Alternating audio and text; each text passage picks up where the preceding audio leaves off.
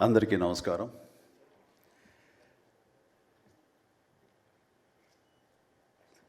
దిగ్దర్శకులు రాఘవేంద్ర గారు, కోదండరామరెడ్డి గారు,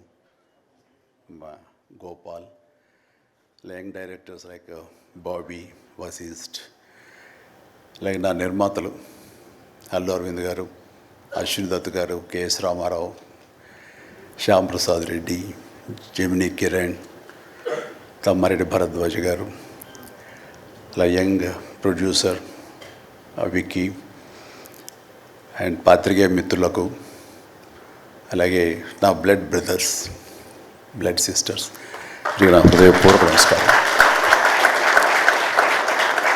so first of all ఈ ఈవెంట్ ఇంత గ్లామర్గా, ఇంత మెమొరబుల్గా ఉంది అంటే దానికి ప్రధానమైన కారణం నా మిత్రుడు Aamir Khan. Amirji, thank you so much. And with a small message and a phone call, you made it. And your presence made this moment as a memorable moment. Really, thank you so much. And I never forget this gesture from your side. And about Guinness Book of World Records, నేను ఊహించండి. I never expected, never dreamed about Guinness book of world record. Because Guinness బుక్కి మనకి ఏంటి సంబంధం అనే ఒక ఆలోచన ఏమైనా ఉంటుంది కదా సహజంగా. అలాగే నాకు అలాంటి ఆలోచన ఏమి లేదు. అలాంటిది నేను ఎదురు చూడనటువంటి ఒక గొప్ప ఆనర్ ఈ రోజున నా జీవితంలో నా ఈ సినీ ప్రస్థానం సంబంధించి తారసపడినందుకు ఆ భగవంతుడికి, దానికి కారణభూతులైన మా దర్శక నిర్మాతలకు, నా అభిమానులకు ఎప్పుడు నేను రుణపడి ఉంటాను. Thank you so much.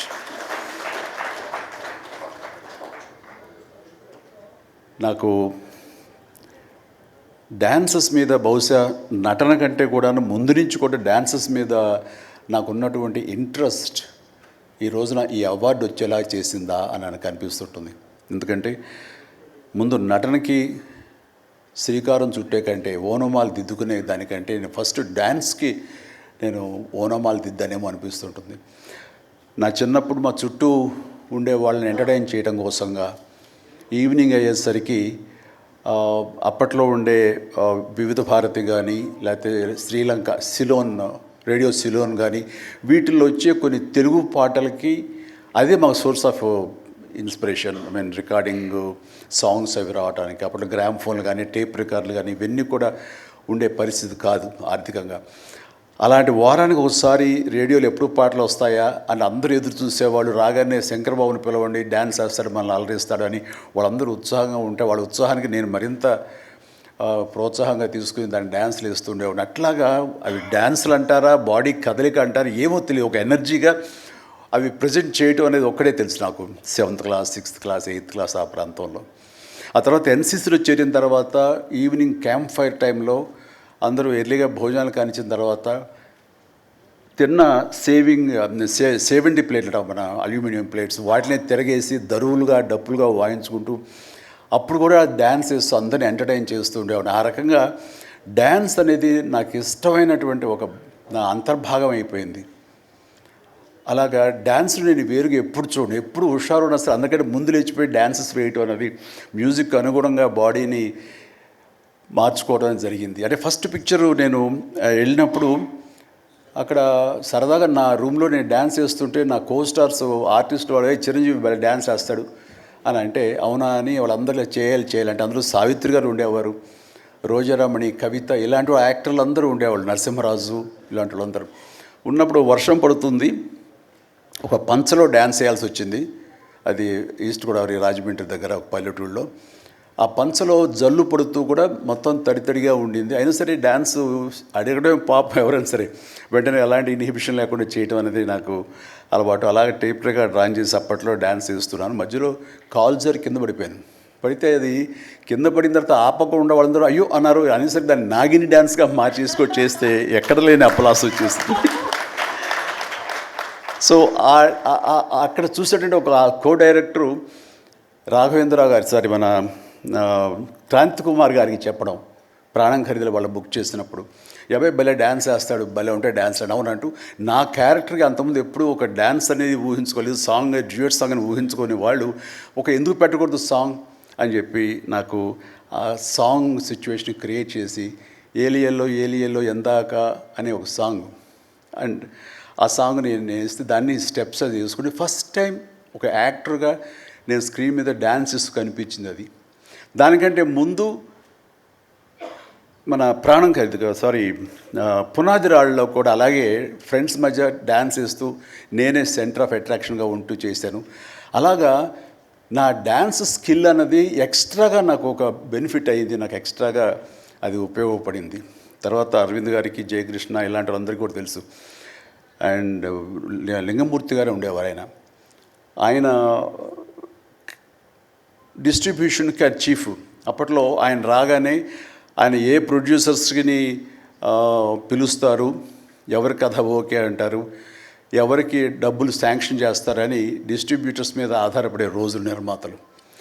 అలాంటి సమయంలో వేరు నాకంటే సీనియర్ హీరోస్, పెద్ద హీరోస్ ఎవరితోటో కథలు అనుకుంటుండగా ఆ చిరంజీవి అని అతను కొత్తగా వస్తాడుగా, అతనితో పెట్టి చేస్తే మీకు ఇంత డబ్బుగా ఇస్తాను, లేదంటే మామూలు అయితే కనుక దాన్ని లిమిటెడ్గా ఇంతే ఇస్తాను అనేసరికి డబ్బు ఎక్కువ ఇస్తానంటున్నారు అంటూ ఆయన లింగమూర్తి గారు నన్ను రికమెండ్ చేసేసరికి నా వైపే అందరూ కలిసి ఇతనే పెట్టుకుందాం అనేవాళ్ళు. అతను ఏంటంటే ప్రజానాడి, ఆడియన్స్ ఏమనుకుంటున్నారు, ఆడియన్స్ ఇతను సాంగ్స్ కోసంగా పదే సినిమాలకు వస్తున్నారు, ఇలాంటి వాటితో సినిమాలు తీస్తే మనకి 4 డబ్బులు వస్తాయి కదా, కమర్షియల్గా వైబుల్గా ఉంటుందని ఉద్దేశంతో ఆయన ఆ రకంగా అప్పట్లో నా ప్రొడ్యూసర్తో అనడం అండ్ వాళ్ళు కూడా నన్ను ఆప్ చేయటం నాకు ఆ రకంగా డ్యాన్సెస్ అనేది ఒక ఎడ్జిని తీసుకొచ్చింది. ఆ తర్వాత నా నిర్మాతలు కానీ, నా ప్రొడ్యూసర్స్ కానీ, నా మ్యూజిక్ డైరెక్టర్స్ కానీ, నా కోరియోగ్రాఫర్స్ కానీ వీళ్ళు నా సాంగ్స్ అనేసరికి ప్రత్యేకమైన శ్రద్ధ పెట్టేవాళ్ళు. అంటే మ్యూజిక్ పరంగా కానీ, బీజిఎమ్స్ పరంగా కానీ సాంగ్స్ అనేవి ఖచ్చితంగా ఉండాలని. దత్తు గారితో నాకు ఎప్పుడు దెబ్బలాటాయి. ఎందుకంటే 6 సాంగ్స్ ఉండాలేమో బాస్ మనకు అనేవారైనా, లేదు 5 చాలండి, 6వ సాంగ్ ఎప్పుడు కథకి గొడవ అడ్డుపడిపోతుందంటే, లేదు బాస్ అది మీరు అనకండి, ఏ హీరో అయితే ఏమో కానీ మీరైతే మొత్తం 6 సాంగ్స్ ఉండాలి బాస్ అని ఆయన అంటాం. సో 6వ సాంగ్ని ఏదో రకంగా ఒప్పించడం. అలాగే అల్లు అరవింద్ గారు లాస్ట్కి వచ్చేసరికి అత్తగేముడు అమ్మాయి మూడు సాంగే సిచ్యువేషన్ లేదు అక్కడ.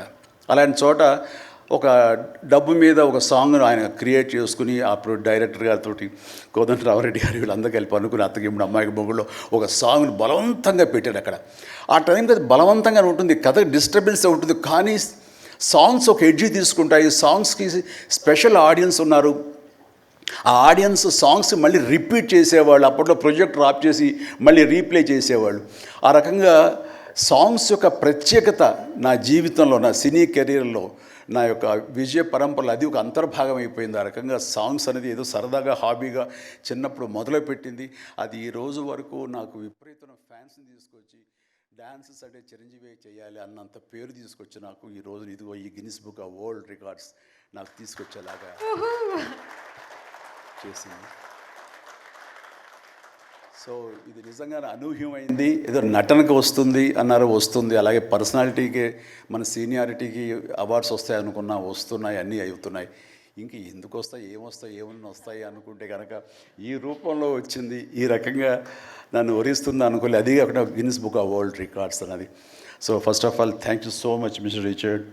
You have come all the way to give me this honour in the name of prolific dancer, actor of Indian screen. Thank you so much. Thank you. And then ఇంతకు మించి నేను ఎక్కువ ఏవి చెప్పలేను.